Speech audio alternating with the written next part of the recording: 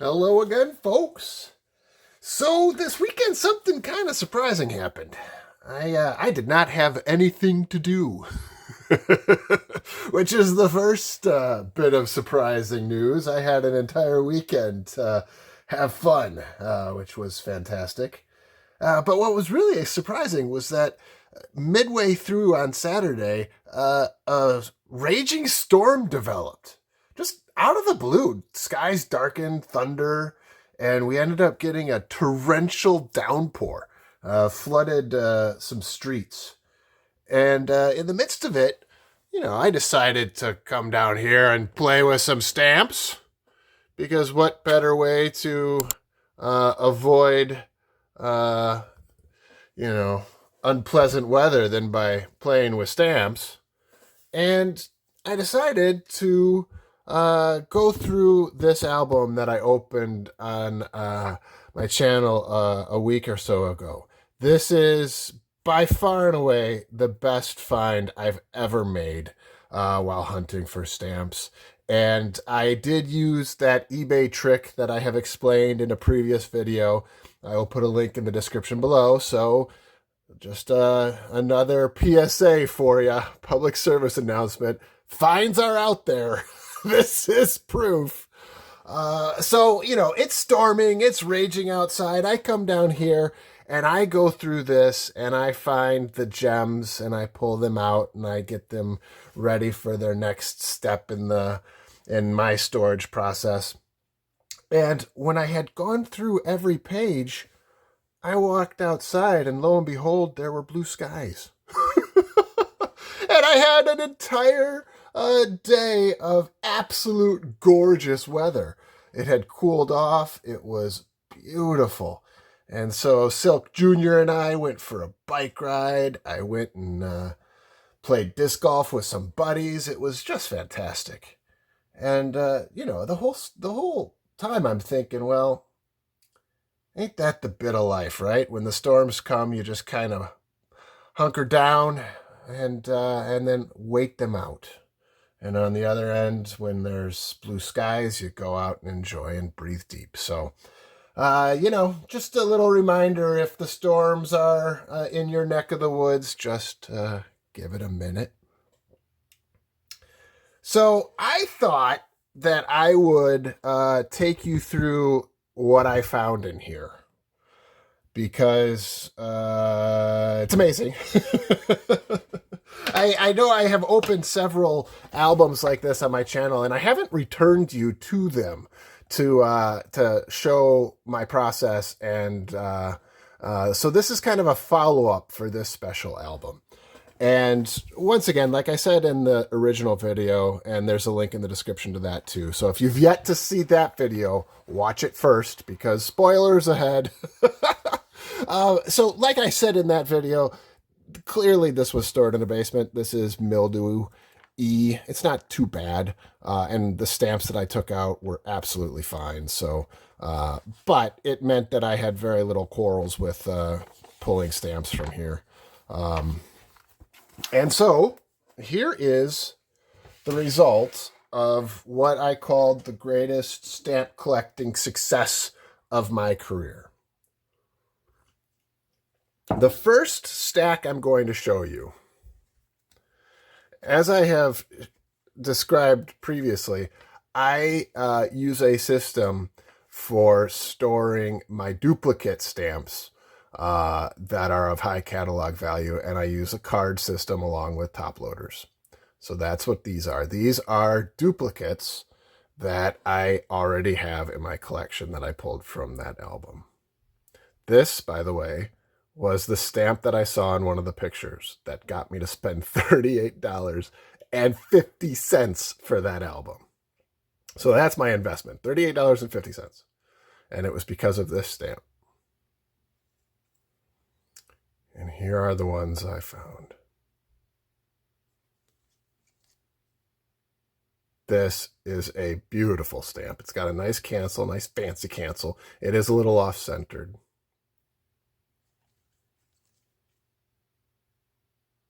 Overall, the condition on these is pretty remarkable. This one is specifically in great shape. It does have a little thin on the back, so when I have a condition issue, I will put an asterisk and then I'll write on the back small thin or whatever the case may be.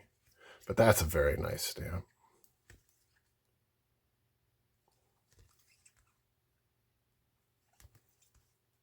Great cancel on that. And this one, I spent some good time. I do my diligence when it comes to grills, and I am 99.9% sure that that's an E grill. Very off-centered too, as you can see.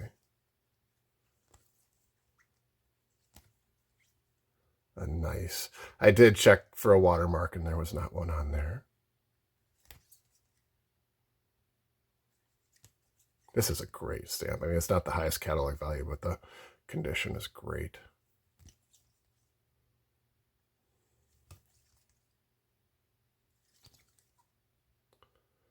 All right, so for an album search, just finding these would make my day, especially since I paid $38.50. I mean, this in and of itself is a phenomenal find. But wait, there's more. Oh, the glare's pretty bad. Here are two of the nicer ones. So I spent a good deal of time looking at this. There is original gum on it, and I can't see a cancel, so that led me to believe that this is in fact mint or unused. It's not in mint condition, but unused. And then that one. I don't have one of the color wheels or one of the tools that you can identify different color variations. I am almost certain that's gray as opposed to the lilac, I think it is, or the violet.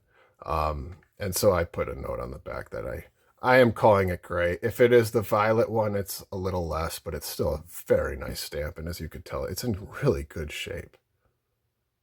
Very excited about that find. All right. So those were the duplicates. And boom, right there, one of the, I'm thrilled. But here's the thing that got me. All of these, I am going to find a home for in my collection. So I don't have any newspaper stamps. This is my first newspaper stamp, simply because I haven't focused on them. So I believe this is the later version, and so it's not that expensive, but great shape. I do need to put this in a sweat box or whatever you want to call it, because the gum is stuck to the page, so I cut it out. Now, I cannot verify anything of what you will see next, because these are so often counterfeited, you know, so I can't guarantee their authenticity. But I did put the catalog price as if they were,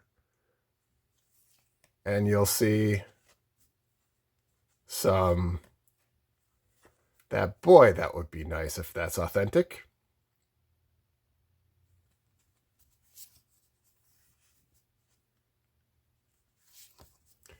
And this one too would be nice if it's authentic, but it sure doesn't look it, does it? Regardless, those will fill some gaps in my collection, which I am tremendously excited about. And then I got a lot of nice revenue stamps. I'm going to put together a video on revenue stamps down the road. I just love the cancel on that. That's a fairly common stamp, but that cancel, or that the handwritten cancellation, is really cool to me. And just some revenue stamps. There's a lot more I put in a pile that I'll be putting into a stock book.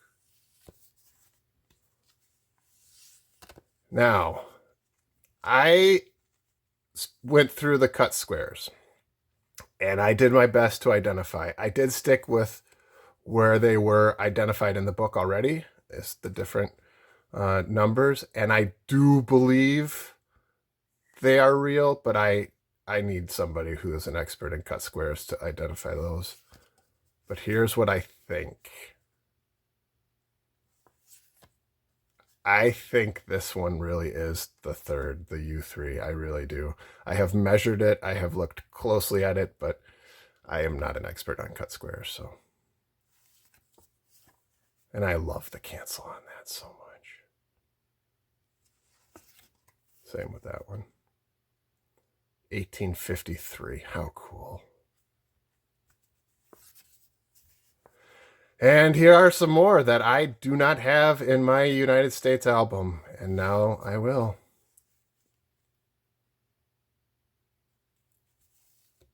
A very nice Navy Department stamp. It's got a pretty muddied cancel, but I didn't realize that was such a nice stamp.